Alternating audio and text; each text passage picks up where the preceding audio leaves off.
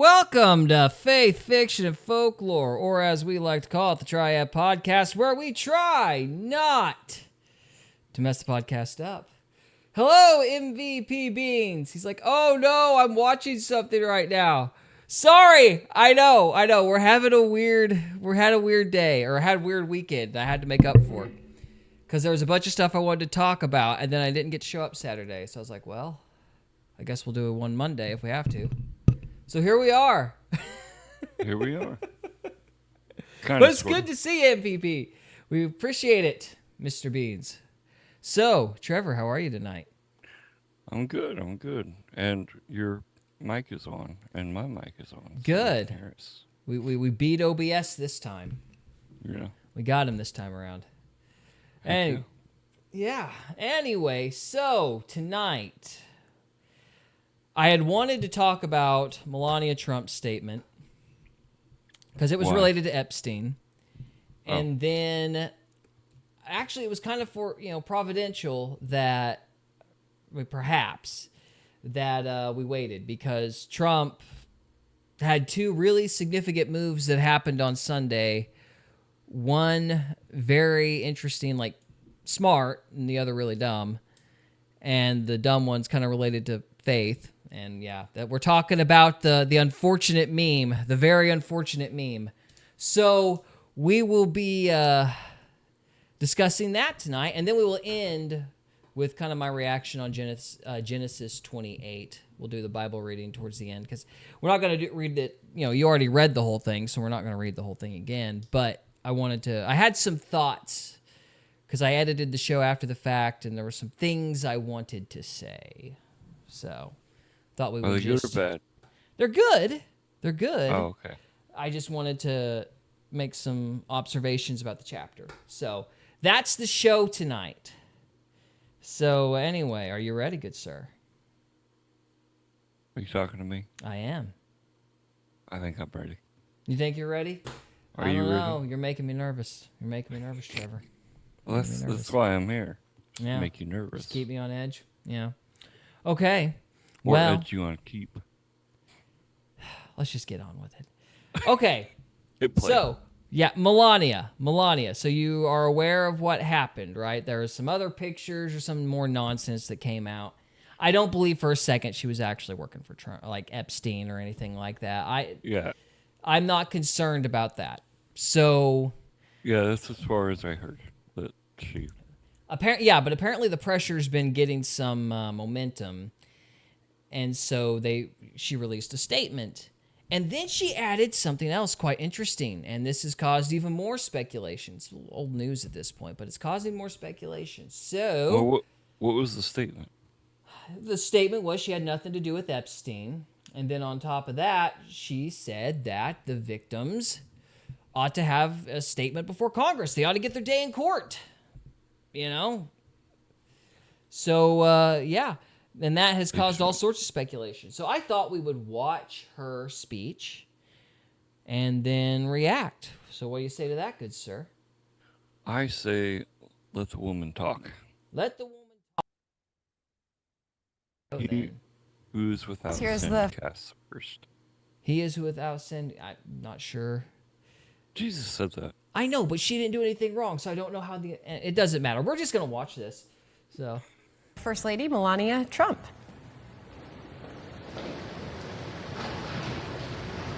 With the disgraceful Jeffrey Epstein need to end today. The individuals lying about me are devoid of ethical standards. Hang on a minute. So, Artismite.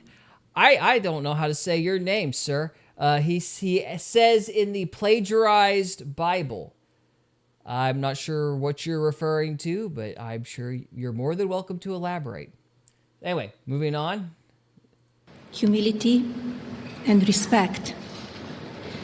I do not object to their ignorance, but rather I reject their mean-spirited attempts to defame my reputation. I never been friends with Epstein. Donald and I were invited to the same parties, as Epstein from time to time, since overlapping in social circles is common in New York City and Palm Beach. To be clear, I never had a relationship with Epstein or his accomplice, Maxwell. My email reply to Maxwell cannot be categorized as anything more than casual correspondence. My polite reply to her email doesn't amount to anything more than a trivial note. I am not Epstein's victim. Epstein did not introduce me to Donald Trump. I met my husband by chance at a New York City party in 1998. This initial encounter with my husband is documented in a detail in my book, Melania. You got a thought, good sir? Was it an Epstein party? That was just my thought. That's a good question. I do not know. You can look it up while we finish it up really quick, though. I gotta fix more chat crap here. So we'll finish this up The first. first time real I quick. crossed paths with Epstein was in the year 2000 at an event Donald and I attended together. At the time, I had never met Epstein and had no knowledge of his criminal undertakings. Numerous fake images and statements about Epstein and me have been circulating on social media for years now. Be cautious about what you believe. These images and stories are completely false. I'm not a witness or a named witness in connection with any of Epstein's crimes. My name has never appeared in court documents, depositions, victim statements, or FBI interviews surrounding the Epstein matter. I have never had any knowledge of Epstein's abuse of his victims. I was never involved in any capacity. I was not a participant, was never on Epstein's plane, and never visited his private island. Okay, so I do need to add a point of clarification here. So, when I first saw this statement last week, like the impression that I was under was that she had went behind Trump's back and had basically said, hey, the victims need to talk. And that was like the big spin that everybody was saying. Listening to it right now, it sounds like it's more of a reaction to, you know, basically more of the same generic accusations that she worked for Epstein. So this is more of an attempt to kind of shut down those rumors. And the stuff she says about the victims at the end is almost tacked on. That's the impression I'm getting. What are your thoughts, good sir? Well, I this is most I've heard about it, so I don't really know. You have no thoughts. You're What are a thoughts? yeah, you're a blank slate of wit and charm. So I was trying to look up the party thing. okay, I cannot read his name. That's driving me nuts. Artemis. Artemis. Let's just say Artemis. Artsy. Are you talking about like a particular version of the Bible, or are you saying the Bible itself is plagiarized? That's driving me nuts, man. I'm like, I don't know what you mean. So anyway, I think he may have left. is he gone? Okay. So he don't know. just like left a little hate comment and then just right away. Okay. A little hate comment. And took Okay. off. That's all right. This is YouTube. I have never been legally accused or convinced of a crime in connection with Epstein's sex trafficking, abuse of minors, and other repulsive behavior. The false smears about me from mean-spirited and politically motivated individuals and entities looking to cause damage to my good name, to gain financially and climb politically must stop. My attorneys and I have fought these unfounded and baseless lies with success and will continue to maintain my sound reputation without hesitation. To date, several individuals and companies have been legally obligated to publicly apologize and retract their lies about me, such as Daily Beast, James Carville, and HarperCollins, UK. Now is the time for Congress to act. Epstein was not alone. Several prominent male executives resigned from their powerful positions after this matter became widely politicized. Of course, this doesn't amount to guilt, but we still must work openly and transparently to uncover the truth. I call on Congress to provide the women who have been victimized by Epstein with a public hearing specifically centered around the survivors. Give these victims their opportunity to testify under oath in front of Congress with the power of sworn testimony. Each and every woman should have her day to tell her story in public if she wishes, and then her testimony should be permanently entered into the congressional record. Then, and only then, we will have the truth. Thank you.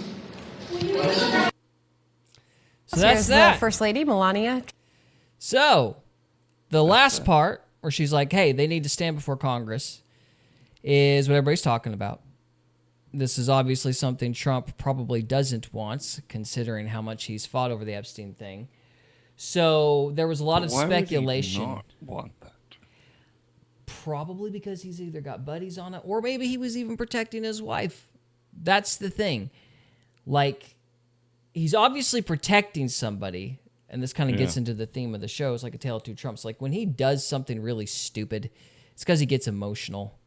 And I think somebody was telling him, like, my theory is that Pam Bondi or somebody like that was sitting there saying that, oh, they've got a bunch of fake stuff about your wife, or a bunch of fake stuff about you, or a bunch of fake stuff about your friends. And then he was like, forget it, until everybody put a bunch of pressure on him. And then he signed Thomas Massey's law, but he still hates Massey because, it's basically because Massey one-upped him. So he's very mad about that, but he, acquiesced, basically. And, so I think he was covering it up to try to run cover for her or his friends or something. That's my opinion. Do I know that? No. But people were saying that she did this behind his back, and they're on the verge of getting a divorce and all this crazy stuff, which I'm not sold on that, especially now after listening to it, because to me it sounds like she was mainly concerned about clearing her name, and she had kind of added that at the end. Yeah, I don't think what it sounded like. Yeah, I don't think she was boldly marching into the White House and making a speech without Trump's permission, which is kind of how they sold it. Yeah, it doesn't make sense of what I've seen here. So, yeah, if she's at the White House, I doubt she would be going behind his back. That would be difficult to do. Yeah, it'd be difficult to pull off, and it just doesn't seem like that was the point. She's just like, hey, let the victims have their say. Like, it's pretty generic. But what was interesting is when we were first trying to find this full speech, everybody and the dog was cutting that part out. I don't know if you recall the last half of it. Like, they were all talking about how she was trying to clear her name. So just like all the different news feeds on Twitter or X, they were including the part of the speech where she's like, clearing her name, but the whole, hey, let the victims talk, let them sit before Congress, like, that was kind of a bugger to find. So I don't know. I'm going to say I blame the CIA. It's all a giant conspiracy, but yeah, probably. But anyway, it was kind of a bear. But certainly, at the very least, for whatever reason, everybody's been talking about her clearing her name, which does seem to be the main point of the speech. So I don't think, now looking at it, I don't think Trump and Melania are having some sort of like secret marital strife or something like that. It doesn't seem like that's what's going on to me. What do you think? Well, everybody loves drama. Yeah. As if the Epstein files haven't created enough drama, though. Yeah. It's like, why do you need to make stuff up? There's already so much going on. But anyway. They just like keep adding and adding and adding. Right. Anywho, so there was that. And then, let's see, what else we got here? I think most of the stuff we're going to be seeing on here is just more of the same. We got leaked audio confirms Epstein/Melania relationship. Should we? Let's try it. Let's See try if it. it's AI or not. Oh, Lord. Yeah. Uh-oh. Audio has just resurfaced that implicates That's loud. Melania Trump, Donald Trump, and their connections with Epstein. And it's Epstein saying it. You know, do these people think we're dumb? Do they think we're dumb? Do they think the internet Play does the not exist? audio. Melania Trump, It's of at course, the top. Oh, sorry, that guy was really loud. Hang on. said randomly, out Randomly. of nowhere, Out me of and nowhere. Jeffrey Epstein didn't know each other, and I was not one of his victims. Okay, good to know. Yeah. Okay, let's see. Let's listen to... We all know today, right, since show the me the sender's full audio. name was What are you redacted. doing Here's today? someone else's thoughts. Point Sarah just made. Trevor, we may have been clickbaited. Okay, wait, here we go. Maybe. Let's see. Everything is clickbait these days. I know, it's awful. Edwards, and get started today. Now, as I It's said, an ad. Melania Trump is implicated by Epstein in this now resurfaced audio where Jeffrey Epstein bragged about his close relationship with the president and the first lady. So how do you know this? I found us close to straight. So you probably know he had a scalp reduction. Because he had the same male pattern movement that we all have. He had his scalp moved and stuff. But he'd say, Michael, come on, let's go to the office. And he'd say, tell me, what's it like in there? He'd say, you know. What? Hang on. He'd say, tell me, what's it like in there? Scalp reduction. Because he had the same male pattern movement that we all have. He had his scalp moved and stuff. But he'd say, Michael, come on, let's go to the office. And he'd say, tell me, what's it like in there? He'd say, you know, you like having sex with your wife? How often do they? He'd say, it's great. Seriously, Michael, how often do we have sex? We don't want to trouble. You and I can go upstairs, or tomorrow come over. There's this girl coming in from Los Angeles, part of the Hawaiian Tropic contest. So come over 3 o'clock. You're gonna have a great time. I promise you, Michael. You know, it's just me and you. You're gonna have a great time. Be up here. Okay, so far I am not hearing anything that indicates this guy knows Melania. I'm hearing a lot of crass, boy talk, I guess. But it's I did hear an Emma name, but it sounds like Michael. Yeah, he's talking to Michael, and he mentions Trump's male pattern baldness. Like, okay. I've heard him mention Melania in passing once. I have not heard anything that would make me think Melania is tied to the guy. Anyway. Yeah, I don't know. Yeah. All right, we'll give this another minute, and then we're going to move on, because I think this is just clickbait, honestly. 3 o'clock, we can go upstairs. The whole time, the attorney's been on the phone, listening. He set it up. Because he wants a story. You must have had a better wife, right? I said, yes. Tell me about it.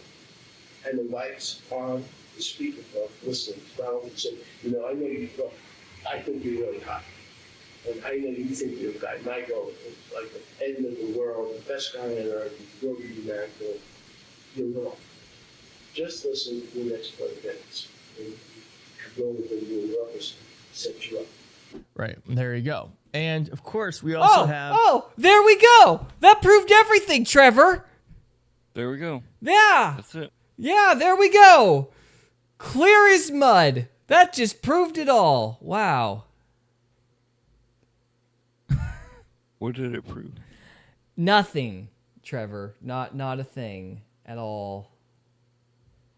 Yeah, we got Melania denies association with Epstein. The First Lady observed the existence of what she called fake images and statements about alleged links with the sex offender. It was not immediately clear what images or statements she meant. Yeah, I'm not. It's just more, Russiagate crap, I guess would be the best way to put it. I'm not super... AI stuff. Yeah, AI stuff, gargly recordings that you can barely understand. Just more of the same. But the more interesting thing is her pushing for the, victims to actually talk. Because that gives it legitimacy regardless of what Trump has to say about it. It kind of throws getting justice for those people back in the limelight, which I think is important. But I'm not convinced. Personally, that's who I want to hear from is more of the victims. Who? More of the victims. Yeah, like more of their stories. Yeah, we need to hear the victim stories exactly. We need to hear we need that on the record, and we need the 302 forms to be unredacted. To my knowledge, they still haven't been. We're still in a holding pattern. So 90%. Yeah, we're still in a holding pattern with it. What was it? Yeah, 2.3 million documents left, but I don't know what's going to possibly be in those, but my main concern is just still getting those 302 forms redacted. That's kind of that was Massey's big thing. That's the stuff I want to see. It's a lot of paperwork. Yeah, maybe 10% of it might be important, so I don't know. So anyway. Or 90% redacted might be important. Yeah. Anyway, so that's Melania's statement. Not as big a deal as I thought it was going to be. I was kind of buying into the marital strife theory until I heard the speech. I'm like, nah, this is just her reacting to that fake news. So, anyway. All right, well, you ready to move on to something else? Let's move on to something else.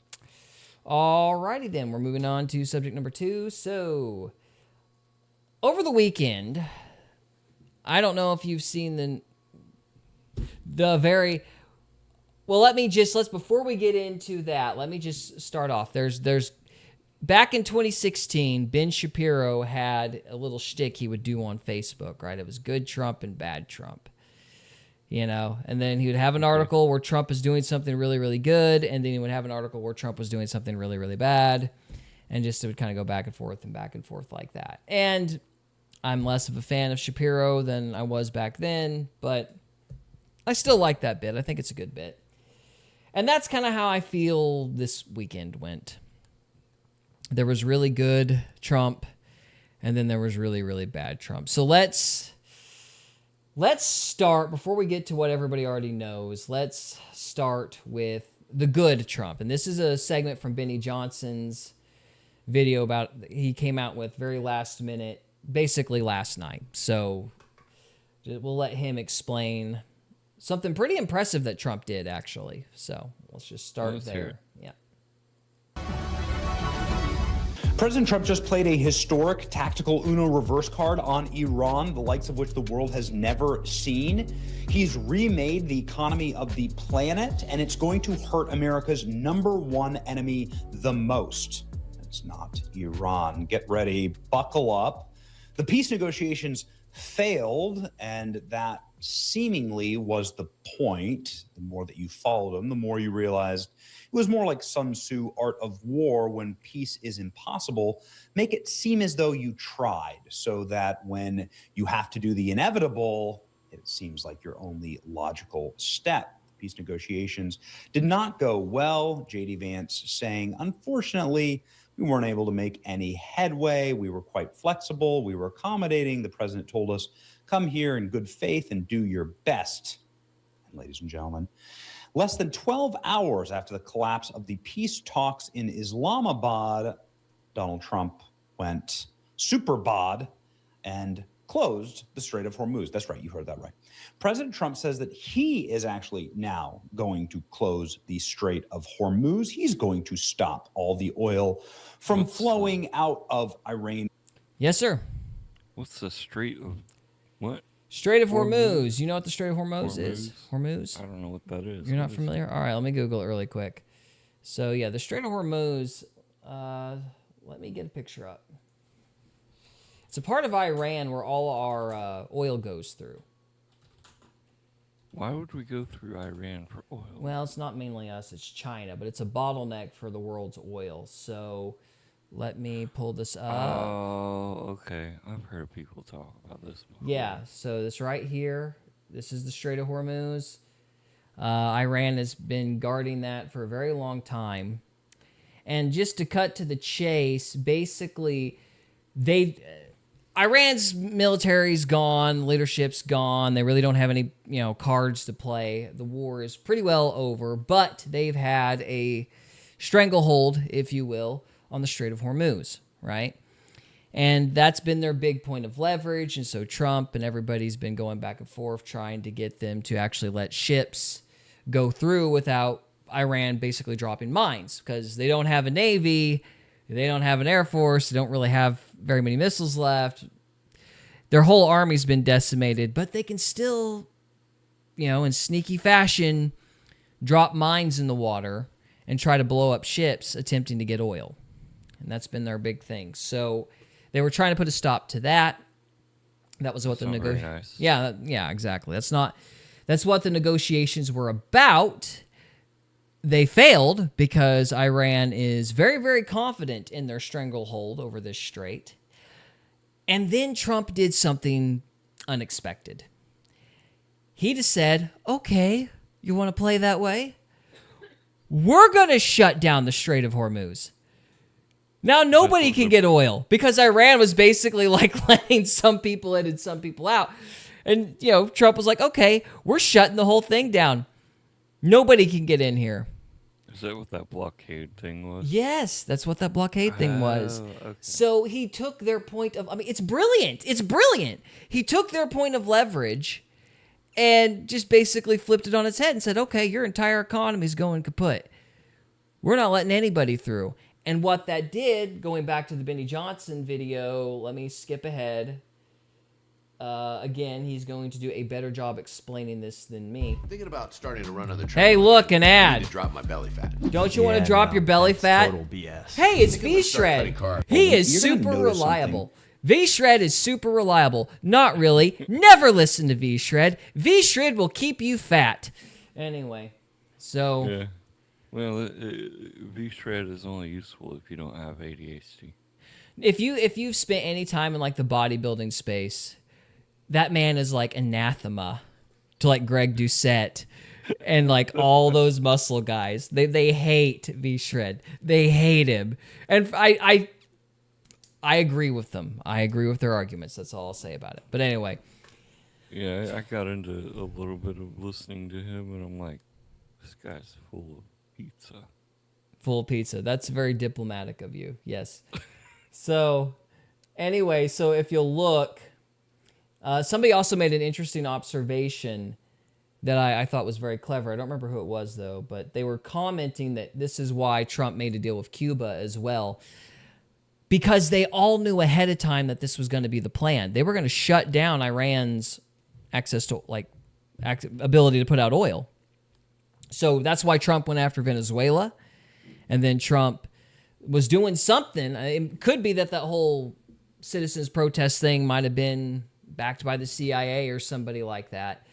And they coordinated all of that so that they could create the infrastructure and the supplies needed. They wanted to keep, I shouldn't say it that way. They wanted to keep Cuba from going after ships, so they made a deal with them.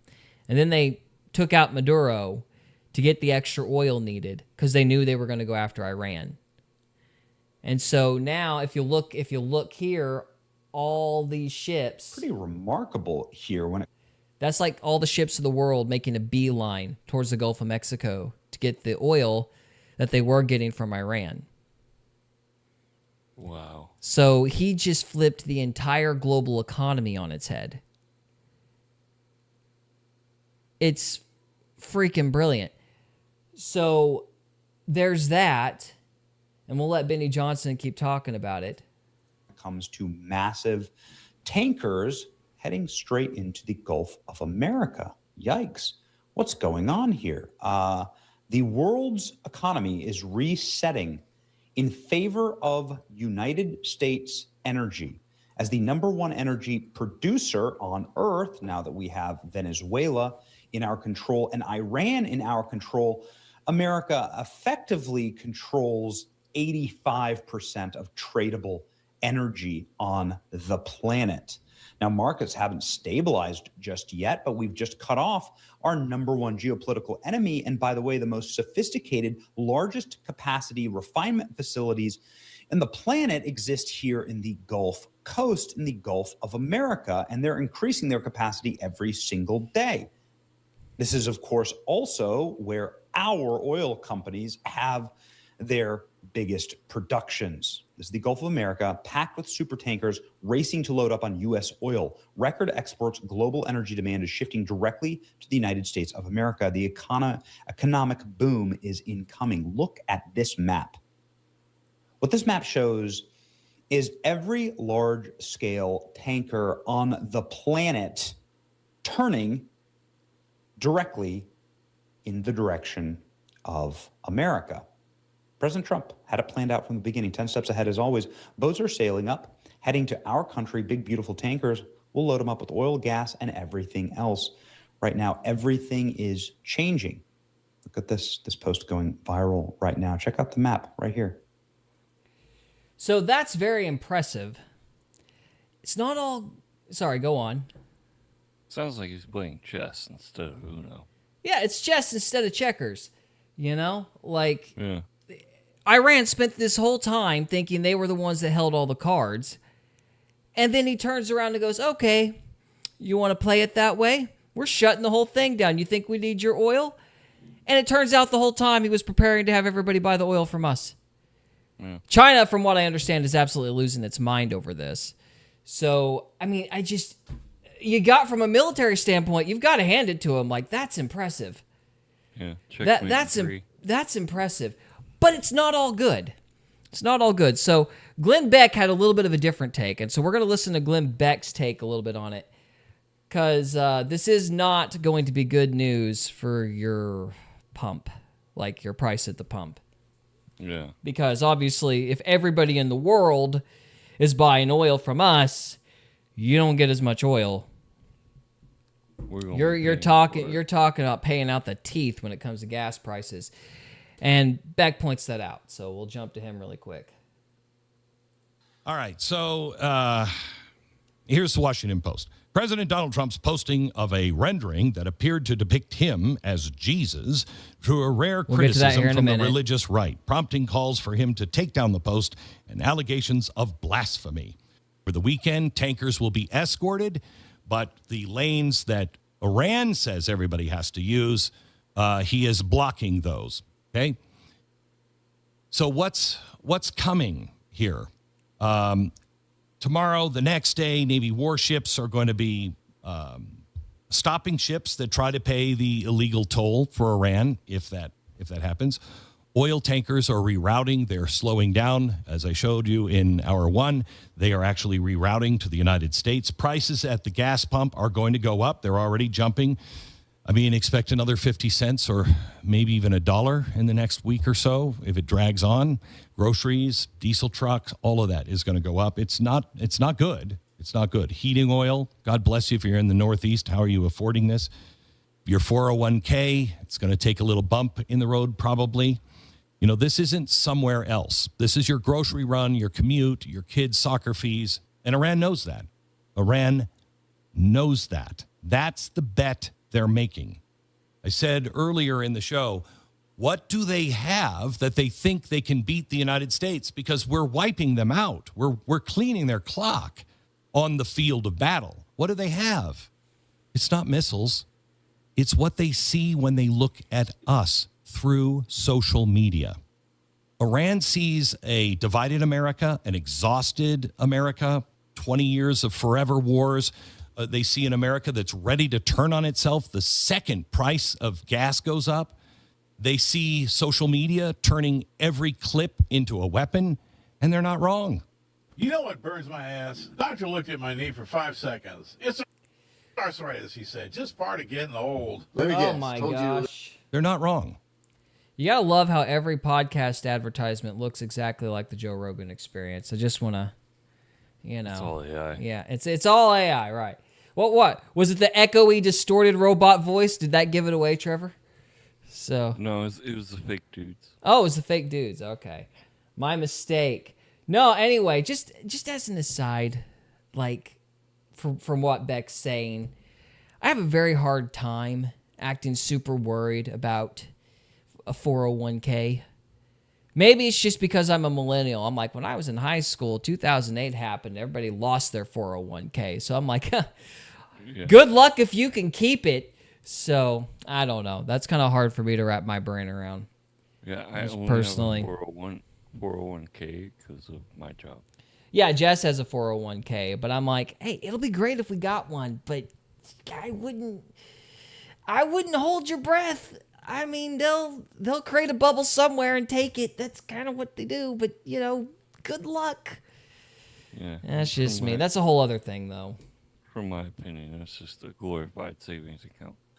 Yeah, it's a glorified savings account, except, with the stock market can really mess it up. But anyway,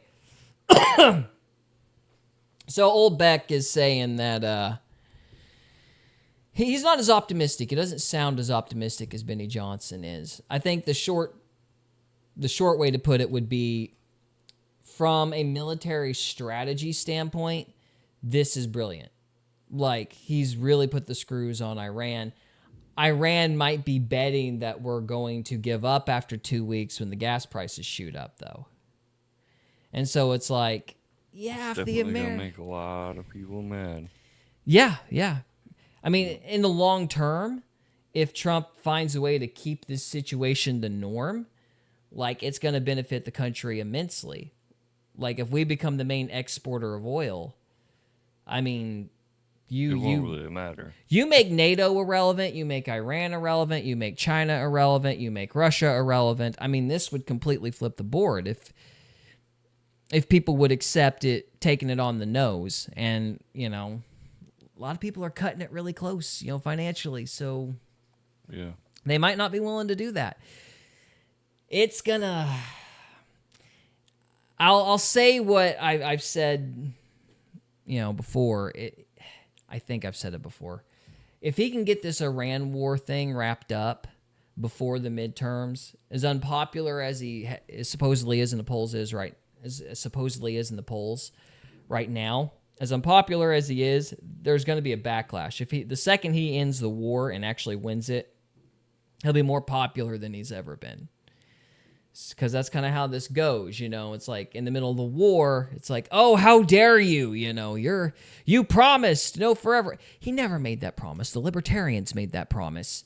He always made it clear that if Iran tried to get a nuclear bomb, he'd go after him. And I watched the 24 campaign too. He said that. It was wishful thinking that wouldn't happen, but that people were thinking that Iran wouldn't try anything. That was wishful thinking. Trump always said he was going to go after Iran. He's been very consistent on that. I'm livid with him on the Epstein thing, but to his credit, he has been very consistent on the Iran deal. That whole no new wars thing, that wasn't... He might have said that once, but he's been very consistent about what he was going to do about Iran. But anyway, my point is, from a military standpoint, this was brilliant. If this works, it'll change the world, like, forever, and it'll make America stinking rich. But, so, like, that's a pretty big play. It's very smart. Brilliant. And I think Benny Johnson kind of has the right tone with it. And so you've got brilliant Trump at the beginning of Sunday. And then Sunday night, What happened Well, Sunday night? we've already seen it alluded to a couple times. This one happened. That's a picture. There have been people saying it's not Jesus, it's the Pope. I'm like, quit kidding yourselves, guys. He said he was Jesus. Just admit it. It's just... Here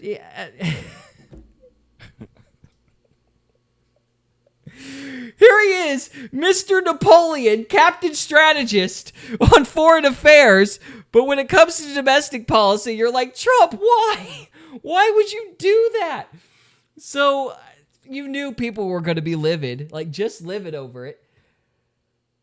Anyway, so we found this one on Twitter where he's added some weight and got Epstein there on the hospital bed. I thought that was pretty funny. And then, yeah, you've got Epstein again. And then there was one other where he was like it was like Hunter Biden. He was healing Hunter Biden. I thought that was pretty great. The doctor one? Huh? There's a doctor one. Oh, yeah. That's from one of those doctor shows. Oh, yeah. Well, trust me. Yeah, so I guess that segues us into his response when people were like, hey, did you really post a picture of yourself that you were Jesus? Of course, he deleted it this morning. So this was his explanation. Mr. President, did you post that picture of yourself depicted as Jesus Christ? Well, it wasn't depicted. It was me. I did post it, and I thought it was me as a doctor, and had to do with Red Cross as a Red Cross worker there, which we support. And only the fake news could come up with that one. So Yeah, he's a doctor, Trevor. Don't worry. Trust him. He's a doctor. He was a doctor. That's not Jesus at all. Oh, my gosh. Oh my. It's like 10 a.m. Master of the World strategist. 10 p.m. This'll tick him off. It's just crazy. I just heard. Huh? Let's make him mad real quick. Yeah, let's make him mad real quick. Let's just see what everybody does. I think okay, this is the story that everybody's been saying. I don't know what's true, what's not, but they've been claiming he was getting into an argument with the Pope, and he decided to, send this to the Pope to mess with him. That's what I've been hearing. I have no idea if that's true, but that's what I've heard today. But I'm like, either way, it's like you had to know that wasn't going to play well. What were you thinking? Why would you do this? So, anyway, let's finish what he has to say. About it, and I said, how did they come up with that?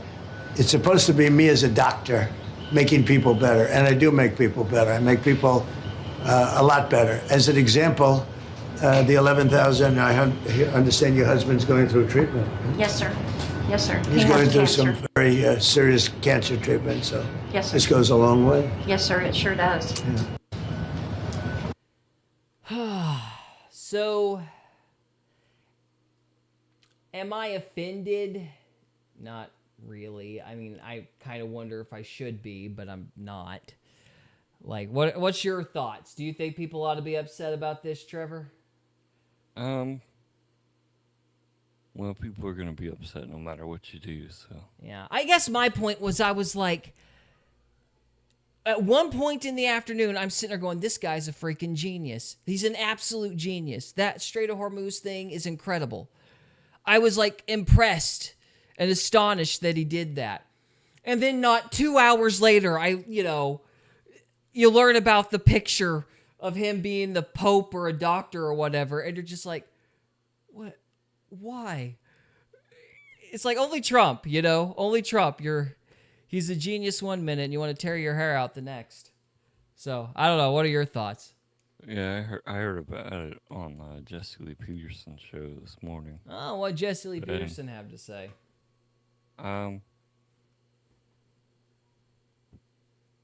Pretty much kind of the same thing you did. He was astonished that the man is like an ultimate Napoleon one minute and then just posts something ridiculous the next second. No, Jesse thought it was kind of funny. That's about it. I mean, it's funny, but you know people are gonna get mad. I'm just like, what? Okay, what's the point? But anyway, do you think people should be mad? I mean, if he was depicting himself as Jesus, I could see it. But Yeah. that's what Jesse said. He thought of it more of he's a brother of Jesus. So I don't know about that. He's a troll. You know what I mean? It's like on the one hand, you know he just does stuff to mess with people.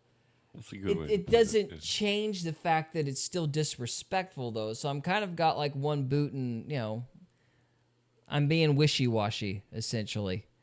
On the one hand, I'm just like, you knew that was going to kick a hornet's nest. Why would you do that? But on the other hand, I'm like, what am I asking? It's Trump. Of course he would do that. So I don't know. Yeah, it is kind of funny, but I can see where a lot of people would get offended by it. Because I don't want to be like super disrespectful to people that are like upset about this, because I'm kind of like feeling a little guilty that I'm not more angry about it.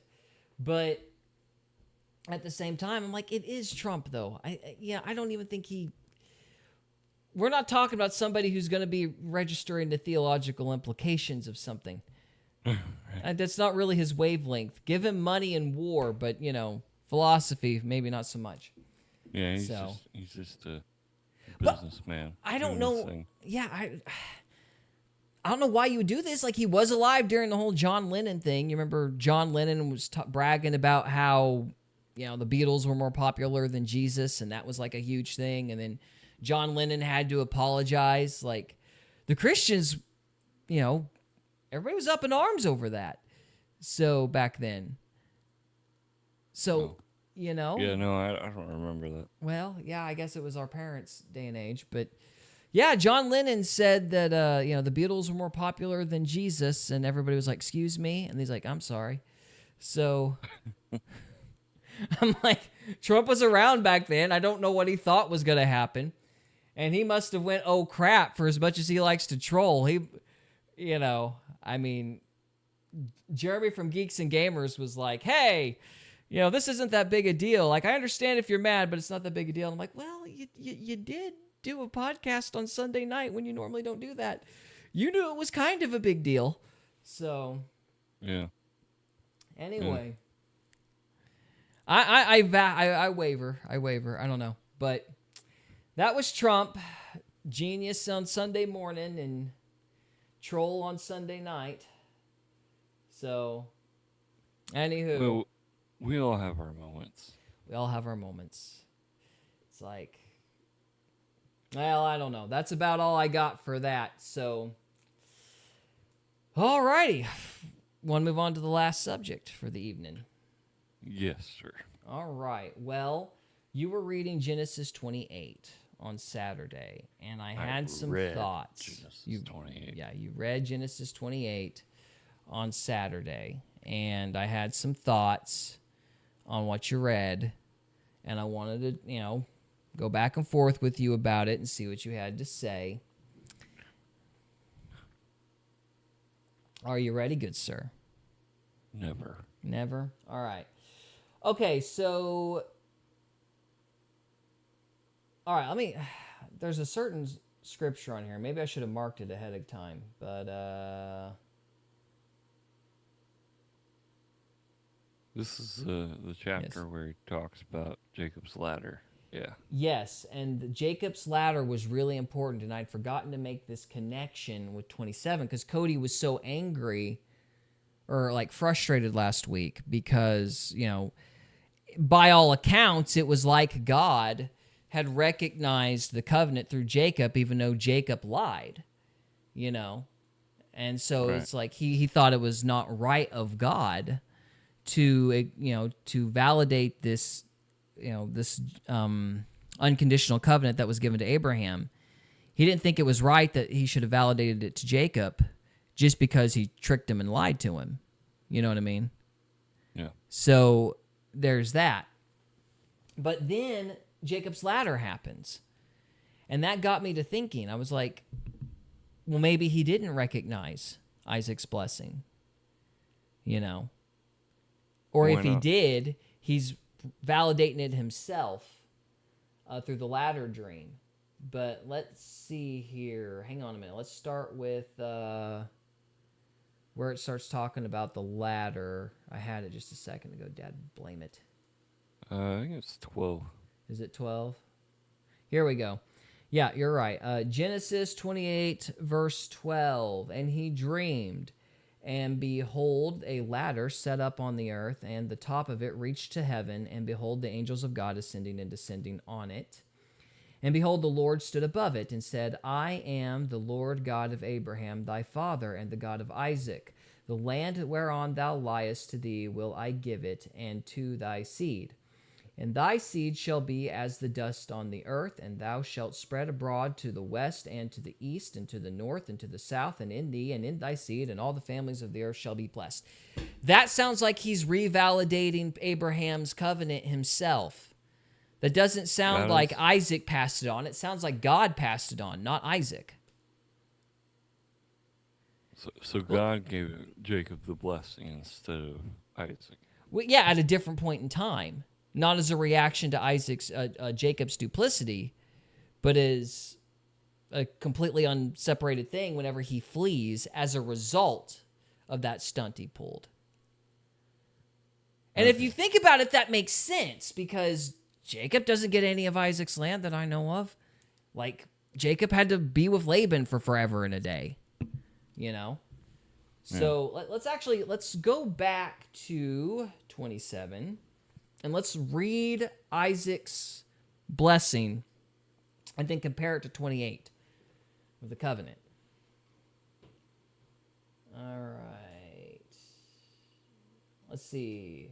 And Jacob said unto his father, I am Esau, thy firstborn. I have done according as thou badest me. Arise, I pray thee, and sit and eat of my venison, that thy soul may bless me. And Isaac said unto his son, How is it that thou hast found it so quickly, my son? And he said, Because the Lord thy God brought it to me. And Isaac said unto Jacob, Come near, I pray thee, that I may feel thee, my son, whether thou beest my very son Esau or not. And Jacob went near unto Isaac his father, and he felt him, and said, The voice is Jacob's voice, but the hands are the hands of Esau. And he discerned him not, because his hands were hairy as his brother Esau's hands, so he blessed him.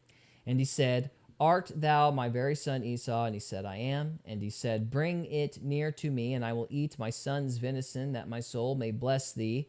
And he brought it near to him, and he did eat, and he brought him wine, and he drank. And his father Isaac said unto him, Come near now, and kiss me, my son. And he came near, and kissed him, and he smelled the smell of his raiment, and blessed him, and said, See, the smell of my son is as the smell of the field which the Lord hath blessed. Therefore God give thee of the dew of heaven, and the fatness of the earth, and the plenty of corn and wine. Let people serve thee, and nations bow down to thee. Be Lord over thy brethren, and let thy mother's son bow down to thee.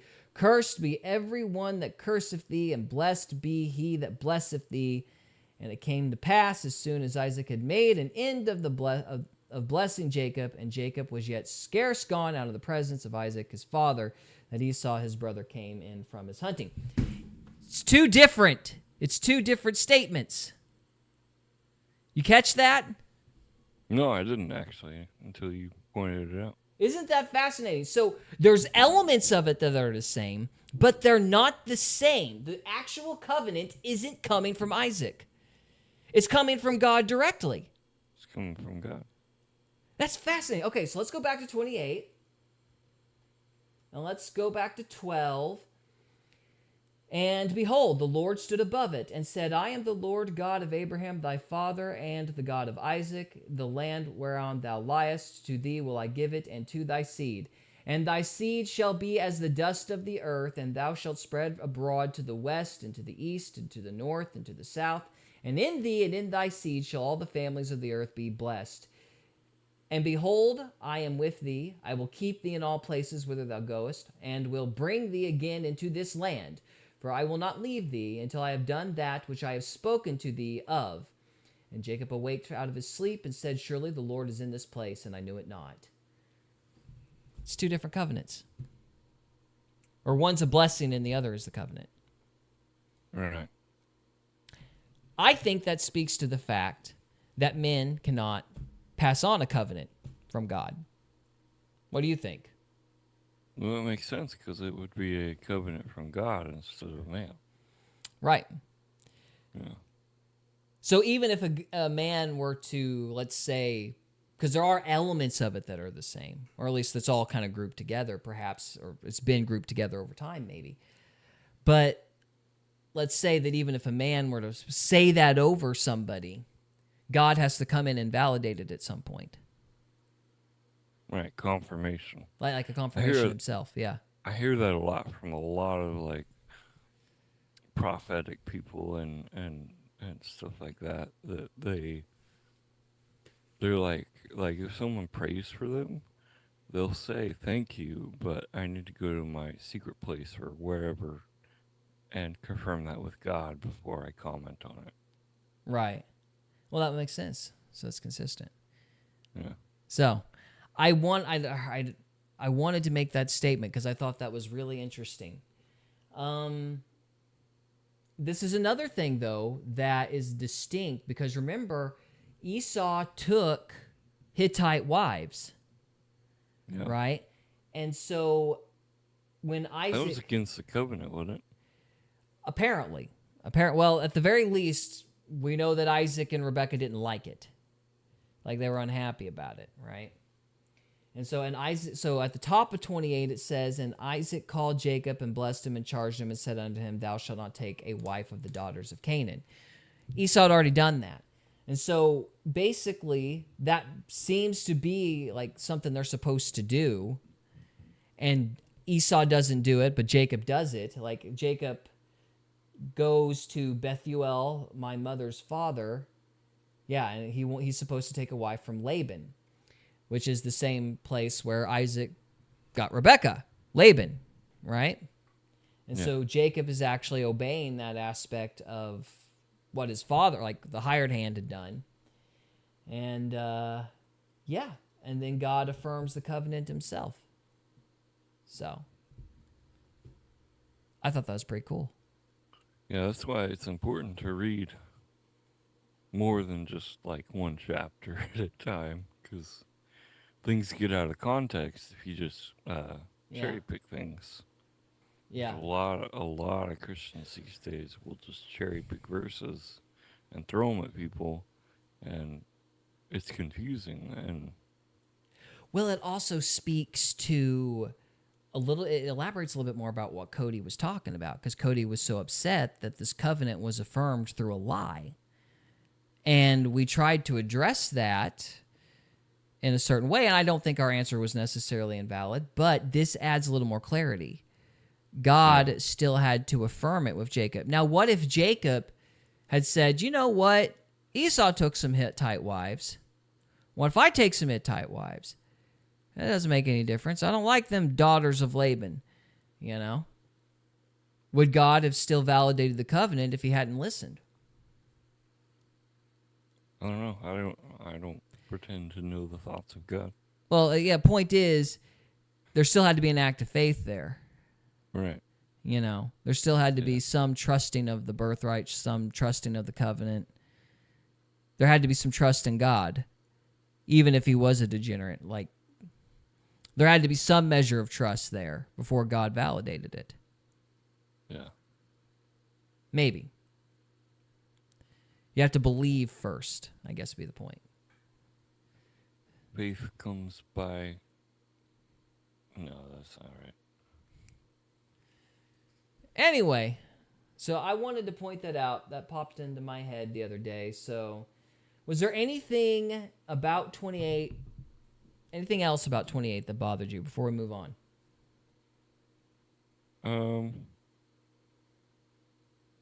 Because you said you had some questions. One of the questions I had, and Jacob awakened out of his sleep, and he said, Surely the Lord is in this place, and I knew it not. That's confusing. Like he didn't know that the Lord was there, and Yeah, I didn't know God was going to be there. So, okay. I mean, I think that's all that there is to it. You got any other? And then at the end of it, he set up a stone pillar. So would that be an idol to God, or is it just to remember the spot where God came to him in a dream? Yeah, I think it would be just like a spot to remember, like a place to kind of commemorate where it happened. I don't think it's necessarily an idol. Like an idol's a fake god. Like the god somehow resides within the object, you know. Yeah, because sometimes I have a hard time with that distinguishment between what is an idol and what is not. Okay, so the way I understand it is you have, like this pillar would be a memorial type of thing. You've got altars where sacrifices are held, but the idea is that the smoke rises up into heaven, and God considers that smoke a pleasing aroma. And then you've got idols where they'll build little human-shaped trinkets that basically, supposedly, for some unknown reason, house a god. And so that would be like the three distinctions. That's the way I understand it. Okay. So. That makes sense. Yeah. All right. Is there anything else? I think that's all I got. That's all you got, huh? All right. Well, we've got probably about another minute before we need to move on. So you got any final thoughts about Genesis 28? Wait, let me ask you this. What's your thoughts about Jacob's ladder, like the dream itself? Did you have any impressions about, the ladder and the angels going up and down and all of that? Wasn't there a song about Jacob's ladder? Yes. I think Led Zeppelin? I don't remember. Oh. Before my time. Before our time. I'm a nerd. I don't know that stuff. So, let's see. There's also a movie, Jacob's Ladder, which was kind of freaky. I remember that. What was it about? Oh, a Vietnam vet. It's like in purgatory. He's like in a hellish loop type of thing, reliving the war, and it's real, them jumping around and everything like that. It's one of those like avant-garde artsy type movies that's supposed to be pretentious and get lots of rewards, that kind of thing. I see. Here's a question. I don't know if it's a good question, but do you still believe that people get dreams from God? Yeah. Like prophetic dreams? I mean, I think so. Yeah, for sure. There's several denominations that don't think that that's real. That's just from demons. Well, yeah, it kind of goes back to the secessionist versus, I guess more charismatic distinctions. There's people that believe that the miracles stopped at the age of the Bible, or like after the Bible was written, and then there's people that think miracles still go on. Yeah, that's one thing I've been trying to. Do miracles still happen today, like they happened then? And it's like, well, yeah, Jesus said that these things that I do, you will be able to do also, right? Yeah. Now, I will add a distinction. Like, I do think miracles still happen today, but I don't think that they happen exactly the same way, because part of the point of a miracle is to, and this is an argument in the secessionist favor, like, the purpose of a miracle is to establish the authority of the speaker, so you know that the person is talking is from God. The person speaking is receiving these words from God, not himself. Like, the point of Moses being, like the whole point behind Mount Sinai being a giant swirling fiery storm and all this, the whole point of everything like that, the whole point of Moses glowing is so God is speaking through him, right? So the miracles address the authority of the speaker, and that's another interesting thing. Is sorry, I'll let you pick up your thoughts as soon as I finish this. The other interesting thing is the miracles are not there to prove the existence of God, because this is a world where atheism is the minority. So the miracles are never perceived as proof of God. They're perceived as authority for the speaker.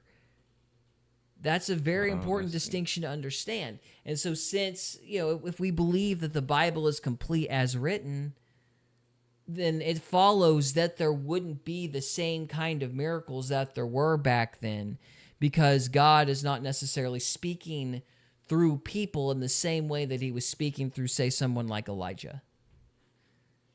So what would you say to someone that is into all the spiritual things, like all of it, like all the giftings and everything, and they say, I've seen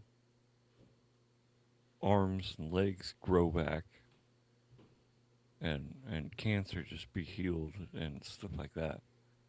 I mean, it could be, but I mean, if it's not happening in an obvious way where everybody can see it, you can't really say that the person has any sort of authority, which is where I'd part ways with the charismatic guys, because, they, like, you really need to understand this concept by reading Montague Summers and some of these old Catholic writings, because the whole point of the miracles, like even the church back then kind of understood it. The whole point of the miracles was, and the whole reason they had all these supernatural stories and stuff was they were trying to say that the church is authoritative because the church can perform miracles, right? So that's the whole reason behind Montague Summers' vampires books and everything else. But with the charismatic movement, they kind of say that there's like this divine anointing that gives them like a specialized authority. So it's kind of the same thing that the Catholic Church used to do. But my argument would be, if you're really doing that, God is going to have it happen in such a way that there's a lot of proof, and it's going to be really obvious. Because, again, the point of a miracle is to establish the authority of the speaker. It's not. Or maybe, if it's private, I'm not saying it couldn't happen, but if it does happen, it's not an authoritative claim, and it's more for the individual. Does that make sense? Oh, okay. Yeah. So it's not that I don't believe it. I'm just like, the whole divine anointing claim that they have, I do disagree with. So, because the anointing seems to imply that their words would be authoritative. And I'm like, well, if the words are authoritative, then the miracle is going to be public. Yeah. So, anyway. Yeah. That goes back to my thought. How cool would it be that people today would still have that glowing like Moses did? That way we knew, hey, this guy is legit talking from God. That'd be neat. Be neat. Might go up to him and be like, I've got questions, pal. You got a minute? So You got an extra 10 commandments ready to go? Oh, there we go, yeah. All right, well, I think we're done with this episode unless you've got any other thoughts. No, I don't. All right. I'm worn out for the day. I'm sorry. No, you're good, man. That was a good conversation. We got her done. So, all right, guys, we're going to wrap it up for the evening. For those of you that were here, thank you so much for watching, and we will see you next time. Thank you.